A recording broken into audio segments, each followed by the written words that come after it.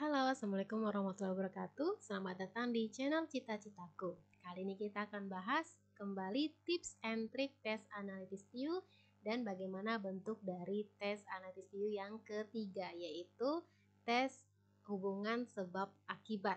Nah, sebelum itu saya akan sharing dulu bagaimana tips and triknya. Yang pertama, perhatikan jenis soal yang disajikan. Apakah menanyakan urutan, jadwal, denah, posisi, atau hubungan. Yang kedua, gunakan berbagai keadaan yang harus dipenuhi untuk memecahkan masalah yang disajikan dalam soal.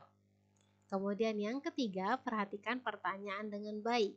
Nah, jadi teman-teman di sini kan ada 3 tipe soal ya. Ada tipe soal penyusunan, tipe soal pengurutan, dan tipe soal hubungan sebab akibat atau yang namanya implikasi. Nah, yang pengurutan itu teman-teman bisa juga mengerjakan langsung mengikuti alur dari soal. Sama di jadwal, denah, posisi, dan hubungan nanti akan menggunakan cara tersebut. Cuman jika ketika di urutan teman-teman pola pikirnya berarti ini harus sesuai, jangan sampai ada urutan yang terbalik. Nah, di jadwal itu harus menyesuaikan kondisi-kondisi yang diberikan. Nah, di hubungan ini seperti apa? Ayo kita lihat di contoh soalnya. Nah, tipe soal yang pertama dari sebab akibat ini contohnya seperti ini.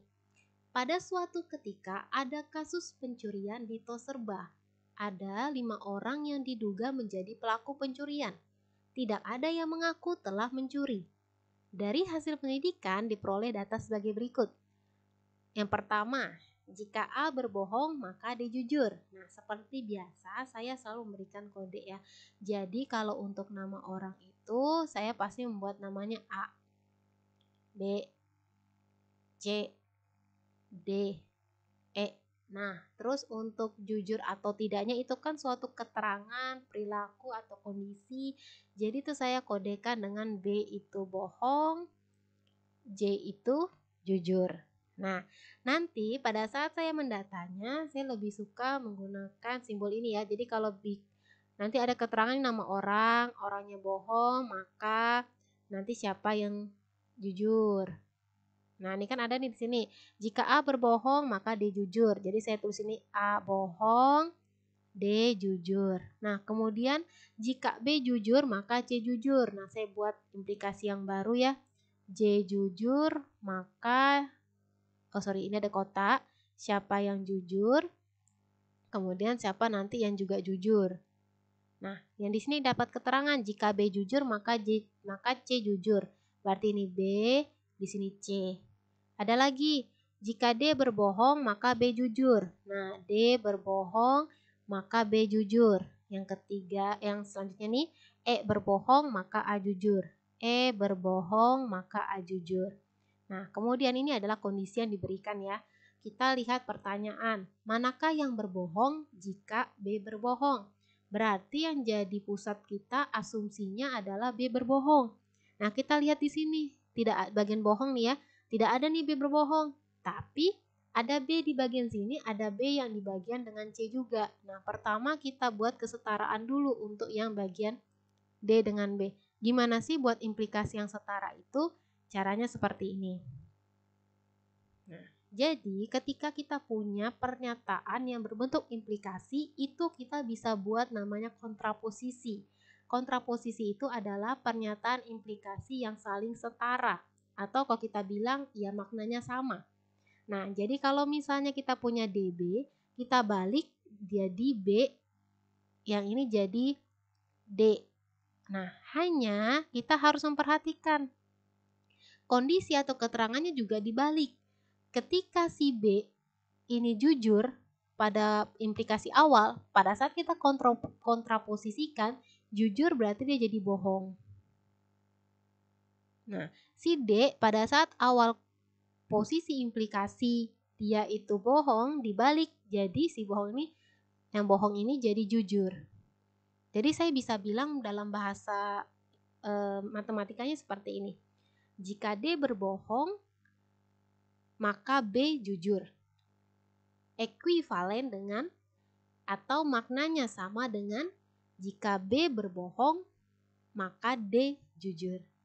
Nah, jadi kan kita tahu nih dari soal kalau B-nya berbohong. Kalau B-nya berbohong, otomatis kita dapat keterangan si D-nya jujur. Nah, ini jadi kesimpulan kita D jujur. Berarti D tidak bohong. Nah, maka yang pilihan B salah, pilihan D salah, pilihan E salah. Jadi harusnya kita harus cek dulu A dengan C. Nah, yang pilihan A itu kan hanya A saja yang bohong. Kalau pilihan C, A dan C, kita harus cek. Ketika kita punya D jujur, di sini D jujur ya. Ketika saya punya D jujur, sebenarnya saya tidak bisa memastikan A bohong. Tapi ada kemungkinan A itu bohong. Ada peluang si A berbohong. Nah, karena kenapa? Ketika kita punya implikasi, itu jika A berbohong maka D jujur, itu menandakan kalau A-nya bohong pasti D jujur.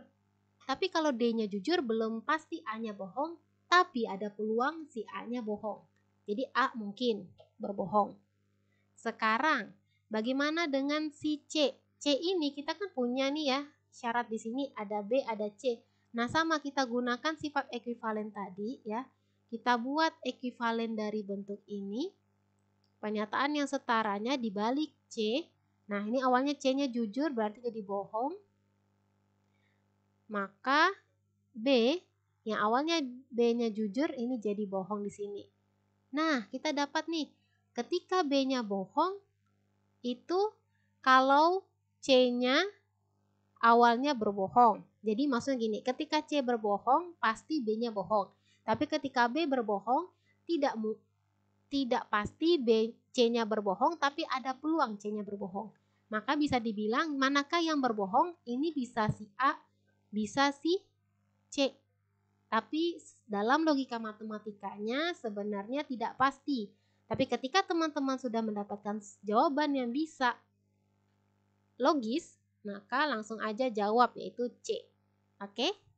Mudah ya? Nah, lanjut ke nomor 2. Ani, Ola, Desi berada di pasar Kota Baru. Mereka sepakat untuk membeli kerudung dengan warna yang sudah ditentukan, yaitu hitam, coklat, hijau, dan merah. Jadi ada kerudung hitam, ada hijau ya, berarti hitamnya itu jadi HM. Oh, di sini aja saya kode ya.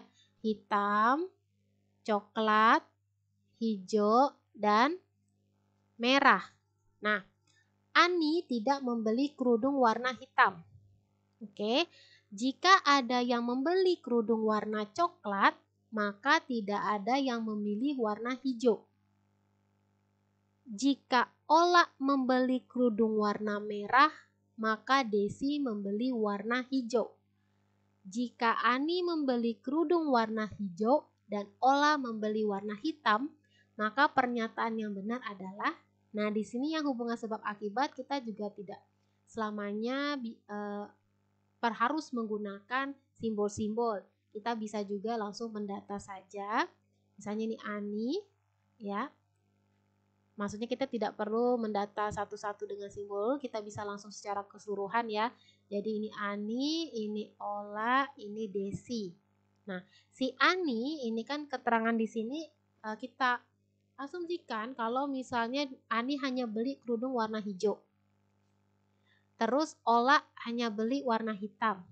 Nah, Desi beli warna apa ya? Sekarang kita harus cek. Kalau Desi beli warna hitam, masih bisa. Jadi Desi beli warna hitam atau warna coklat boleh nggak? Warna coklat. Nah, andaikan Desi beli warna coklat akan bertentangan dengan keterangan yang ini. Jika ada yang membeli kerudung warna coklat, maka tidak ada yang memilih warna hijau. Jadi ketika Desi membeli warna coklat, tapi ternyata si Ani beli warna hijau, terjadi pertentangan di sini pernyataannya. Jadi warna coklat tidak boleh. Atau dia beli warna hijau, tidak ada masalah ya. Terus atau dia beli warna merah. Nah, jadi ini yang bisa kita ambil dulu. Kita lihat di pilihan ganda. Ola dan Desi sama-sama membeli kerudung warna merah. Enggak ya, karena Ola beli warna hitam. Berarti yang ini salah, tidak benar. Kemudian Ani dan Desi bisa membeli kerudung warna hijau. Ya bisa sebenarnya ya, jadi kita biarkan aja dulu. Hanya Ola yang bisa membeli kerudung warna hitam atau merah. Ini tidak benar, salah ya karena dia hanya beli warna hitam. Desi bisa membeli kerudung warna hitam atau merah, ini juga bisa benar. Yang Ani juga bisa membeli kerudung warna coklat. Tidak boleh. Karena kalau dia beli warna hijau, warna coklat tidak mungkin dibeli. Kemudian kita cek antara B sama D itu ada kemungkinan jawabannya yang sama-sama benar. Kita cari mana yang paling tepat. Nah, kalau yang B ini kan masih tergantung ada syarat yang membuat dia tidak mungkin beli warna hijau ketika ada yang beli warna coklat. Jadi masih ada yang mempengaruhi di sini. Nah, jadi peluang yang paling besar yang mungkin dibeli Desi adalah warna hitam atau merah. Jadi ini yang paling tepat jawabannya ya. Oke. Lanjut ke nomor 3. Nah, di nomor 3 ini ada sejumlah mata kuliah yang dapat diambil oleh mahasiswa pada semester pertama. Mahasiswa dapat memilih mata kuliah A, B, C, D, E, F, dan G dengan ketentuan sebagai berikut. Nah, kita tulis satu-satu ya. Jika mata kuliah G diambil, ini kode saya checklist berarti mata kuliah G diambil, maka mata kuliah C pun harus diambil. Gini kodenya, jika G diambil maka C juga diambil. Kemudian jika mata kuliah C diambil, C dan jika C dan B diambil, C dan B diambil, maka mata kuliah A tidak boleh diambil. Nah, C dan B diambil, maka mata kuliah A tidak boleh diambil. Kemudian jika mata kuliah B diambil atau A diambil, ini kode A ya, maka E tidak boleh diambil. Jika mata kuliah A diambil, maka salah satu dari D atau E harus diambil, tapi tidak keduanya. Maaf tulisannya jelek ya. Nah, jadi sekarang kita data nih, ternyata mata kuliah D dan F yang tidak diambil. Ini pertanyaan soal. Jumlah maksimum yang bisa diambil mahasiswa itu adalah, kita data dulu nih, mata kuliahnya ada A, B, C, D, E, F, G, H. Oke, sekarang kita lihat. Yang A itu, mata kuliah D dan F tidak diambil. Ini kita cancel dulu ya. Nah, sekarang pada saat teman-teman punya soal seperti ini, kita dihadapi soal seperti ini, kita ambil dulu permisalan, andaikan A itu saya ambil. Ketika A saya ambil, ada keterangan D atau E harus diambil. Ini kan ada nih, jika mata kuliah A diambil, salah satu dari mata kuliah D dan E harus diambil, tapi tidak keduanya. Karena D tidak diambil, maka saya harus ambil E. Tetapi ini kontradiksi dengan yang di sini. Ketika salah satu dari mata kuliah B atau A diambil, E tidak boleh diambil. Nah, ini malah E diambil ketika A saya ambil. Harusnya nih tidak boleh. Nah, jadi sebenarnya terjadi pertentangan. Berarti dengan kata lain, A tidak bisa diambil, E tidak bisa diambil. Nah, gimana sekarang kasusnya ketika kita lihat ini kan ada B, C, G, H. Nah, B, C, G, H ini gimana? Kita cek, ketika G diambil, maka C harus diambil. Oke, G harus diambil, C harus diambil. Ketika C diambil dan B diambil, A tidak boleh diambil. Benar ya? Oh, maaf, ini tidak ada H. Ini cuma sampai G, sorry. Nggak tahu H-nya saya dapat dari mana. Nah, jadi hanya ada sampai G. Ternyata ketika ambil B, C, G tidak ada pertentangan lagi dengan syarat yang diberikan. Otomatis maksimum yang bisa diambil mahasiswa adalah 3, yaitu B, C, dan G. Gampang ya? Lanjut kita ke nomor 4. 8 konsumen F, G, H, J, K, L, M, dan N akan diwawancarai oleh peneliti. Sebelum wawancara dimulai, ke-8 orang tersebut akan dibagi dalam 2 grup, yaitu grup 1 dan grup 2. Masing-masing grup terdiri dari 4 konsumen. Jadi ini kita kasih kode dulu ya. Nanti akan ada grup 1 yang anggotanya ini 4 orang atau 4 konsumen. Grup 2 anggotanya juga 4 orang. Nah, sekarang kita lihat dari kondisi yang diberikan saat pembentukan kelompok. F satu grup dengan J. Nah, ketika satu grup saya kasih kode mereka dalam lingkaran yang sama. G harus berbeda grup dengan M. Karena mereka harus berbeda grup, maka G sama M saya kasih ke lingkaran yang berbeda. Ini bebas ya teman-teman mau buatnya seperti apa. Kemudian yang ketiga, jika H di grup 1, nah H itu berada di grup 1, ini saya kasih kode 1, maka L harus di grup 1. Nah, maka L juga harus di grup 1. Oke. Kemudian yang keempat, jika N di grup 2,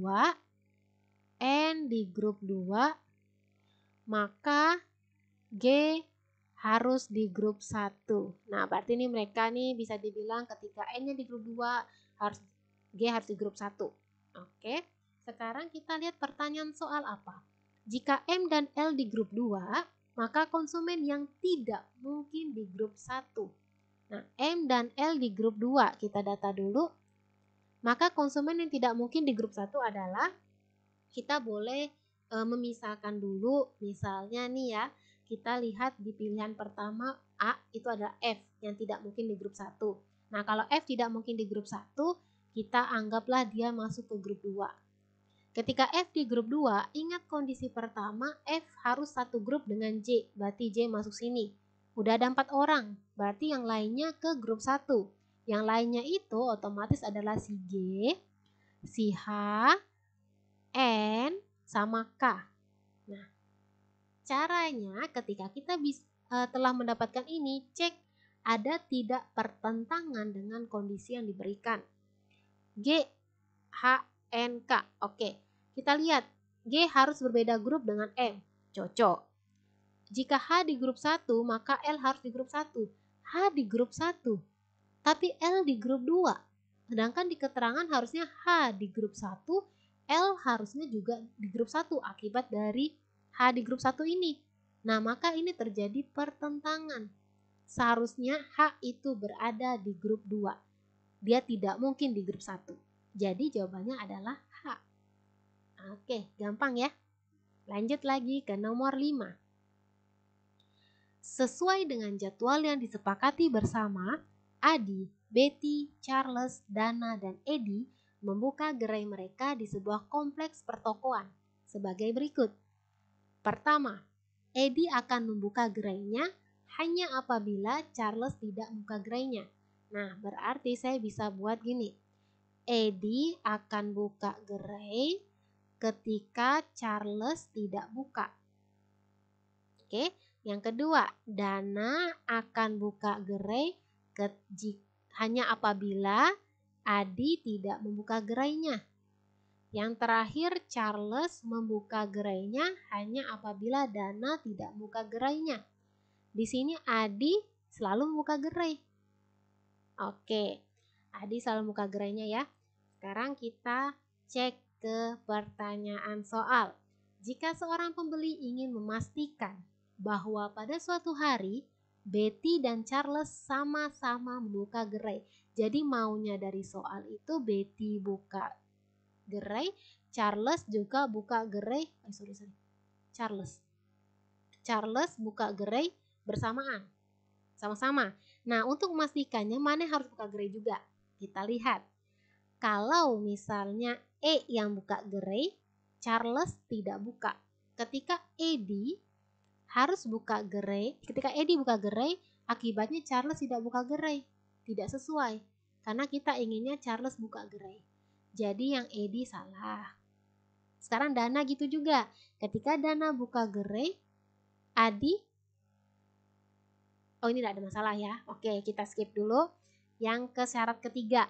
ketika Charles buka gerai maka Dana tidak buka gerai. Oke, berarti Dana tidak buka gerai ya akibat dari Charles buka gerai ini. Berarti yang ada Dana salah, yang ada Dana salah, yang ada Dana salah. Ya udah, jawabannya pasti Adi. Karena di sini pun ada keterangan Adi akan selalu membuka gerainya. Oke, gimana? Mudah ya. Jadi sebenarnya ketika ngerjain soal ini itu yang ada Adinya itu yang jawabannya. Tapi ketika yang ada Adi itu hanya ada A dan C, dan ternyata Dana tidak bisa buka gerai, maka jawabannya cukup si Adi. Oke teman-teman, sekian ini soal tipe soal sebab akibat. Jadi pada video yang kami sampaikan, kami memberikan 3 tipe soal. Yang pertama penyusunan, yang kedua pertama pengurutan ya, video pertama kami tentang pengurutan, yang kedua tentang penyusunan, yang ketiga tentang hubungan soal hubungan sebab akibat. Nah, kami harapkan apa yang kami sharing di sini bisa membantu Bapak, Ibu, dan rekan sekalian untuk bisa mengetahui dengan pasti tipe soalnya seperti apa. Yang dibutuhkan adalah bukan soal pastinya karena tidak mungkin ada bocoran, tapi yang diperlukan adalah bagaimana proses berpikir kita dan bagaimana kita bisa menghemat waktu dalam mengerjakan soal-soal CPNS ini, khususnya yang panjang-panjang seperti soal analitis. Nah, jika Bapak Ibu ada pertanyaan ataupun ada sesuatu yang mungkin menurut Bapak Ibu jawabannya harusnya seperti ini, silakan diungkapkan di kolom komentar. Dan jika ada soal-soal yang menurut Bapak Ibu ingin didiskusikan kepada kami, silakan di-share di kolom komentar juga atau dikirim ke blog kami ataupun di media sosial kami yang lainnya sehingga kami bisa mencoba menjawabnya dan men-sharingkan kembali di video-video selanjutnya. Oke, terima kasih atas perhatiannya. Jika Bapak Ibu suka dengan video ini, silahkan klik tombol like. Jika dirasa bermanfaat dan bisa membantu teman-teman yang lainnya sedang berjuang, silahkan di-share. Dan jangan lupa di-subscribe agar tidak ketinggalan info-info yang terbaru dari kami. Oke, terima kasih. Sampai jumpa di video berikutnya. Oke, suka lupa ya. Nah, ini jadi adalah sumber-sumber yang kami dapatkan. Kami mencoba mengerjakan simulasi CAT, terus mengambil soal-soal yang terkait dengan soal-soal analitis TIU di sini. Jadi silakan teman-teman untuk mengunduh soalnya, kunjungi website citacitaku.my.id. Thank you. See you next time.